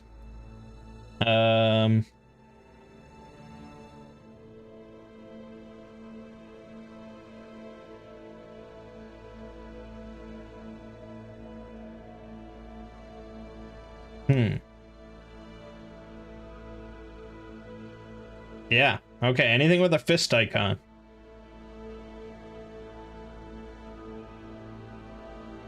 Yeah, okay, so we're focusing the scroll. Nice. So we're gonna be doing 4 red dice plus 1 hit. Oh, I no longer dominate. That's notable. 4 red dice plus 1 hit. Roll them bones. Oh yeah, you love to see it. Okay, yeah, we didn't get a star. That would have been nice. We can bash him, but I'm more interested in just killing him. So we got 1, 2, 3, plus 1 is 4 hits. 4 hits. He only has 1 HP left. No, he has 3 HP left. I'm sorry. 3 HP left. Okay. So the armor absorbs 1. So basically, he would need to completely flub this roll to die. Which is... yeah. He is a dead man. He is a dead gremlin. Now, the quest ends immediately, but I would assume... again, this is me just being like, I don't know the exact order of operations here, but I'd be pissed as a player if I didn't get the rewards for killing this thing. I mean, you do get rewards for finishing the quest, but it's literally just $50. Which is fine, but this thing drops 2 loot tokens and you get 2 soul points. So, I think you get the rewards. I'm sure you get the soul points no matter what, because those are added automatically. The loot tokens, though, are dropped on the ground, and you have to spend a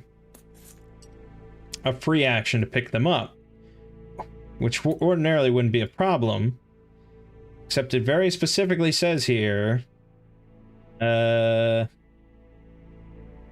not here, it says it's somewhere in, like, the quest end section. It's like the quest ends immediately, but I don't care.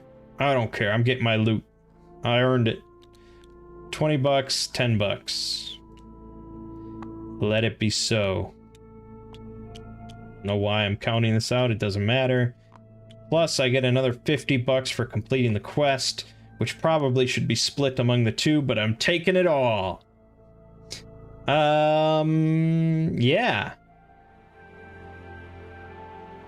And there's some text there about the High Cleric's last words, telling the tale of the mysterious death of the king.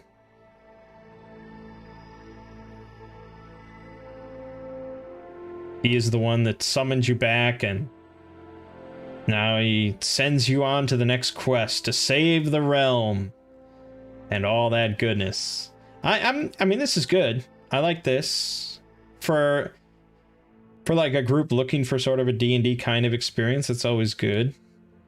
All this sort of dialogue and alignment choices, and yeah, it's pretty cool. We're not gonna, of course, go on to the second one, but it's not too shabby.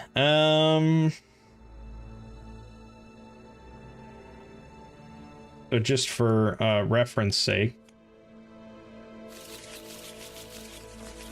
he would lose his hammer. Of course he would. This seems crazy to me, though.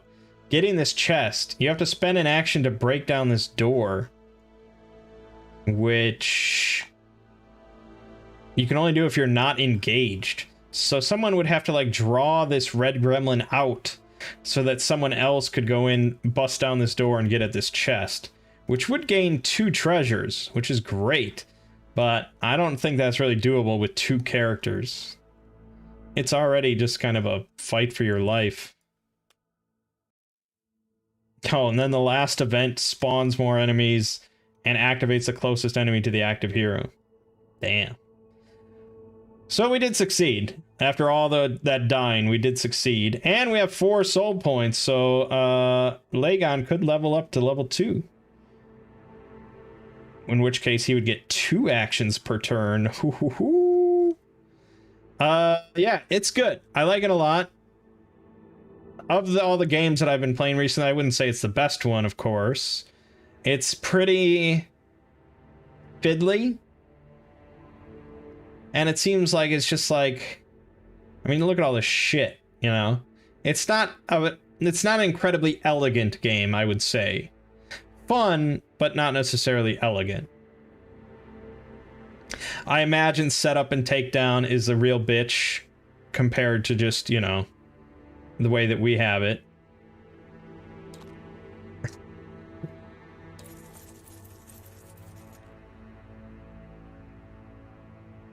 Okay, I don't know what that did. But you know, you could just like take out the next quest and then just plop it on here, and then there you go. It's all set up. And all my characters got erased because I probably shouldn't have put them there, but you know, you get the idea. You get the idea. So yeah, I don't know. Of all the games I played, I don't think this would be the first one I'd rush out and purchase. Because like, if I want a similar kind of dungeon crawl game, I'd probably pick Madara. If I wanted just like a really epic sort of character development kind of thing, I'd pick Kingdom Death Monster, which I did. I already ordered that shit. And if I wanted just like a dice chucking kind of RPG experience, I'd pick Too Many Bones, which is really fun. But that being said, I do like it for like a D&D in a box kind of experience. And what does this go up to? 4? Or I think it's, oh, it's 5. It's 5, but no one really recommends playing with 5. I could see that. But like, you know, my family, we've been doing this D&D stuff. We've been just sort of struggling with D&D because I don't want to DM, and my mom is struggling trying to learn how to DM and things like that. And that's why we're going to start this Saturday. We're going to start playing Descent, 2nd edition, which we're all really excited about because no one has to prepare for anything, and it's just dice chucking, combat, good stuff. So, you know, I'm sort of looking out for other similar games we could move on to and give a try afterwards. This might be a bit too tough. And also, if it's not recommended with 5, that's a bit of a bummer. Ideally, I'd find one for 6. But I think my best bet at that point would be like Zombicide, Black Plague, or something. I don't know. But yeah, I mean, I've been really enjoying this whole solo tabletop stuff. Mansions of Madness is a good suggestion. That is a very fun game, and I probably will give that a try. I don't have to feel guilty about playing on Tabletop Simulator because I own it. But alright, this has gone on long enough. I hope that wasn't too excruciatingly boring and sort of just obnoxious. Luckily, I came in knowing all the rules, otherwise this would have been a bit more obnoxious. But, alright. My name is Mangg. This has been Mangg's variety stream for Sword and Sorcery on Tabletop Simulator. And, see you fine folks next week.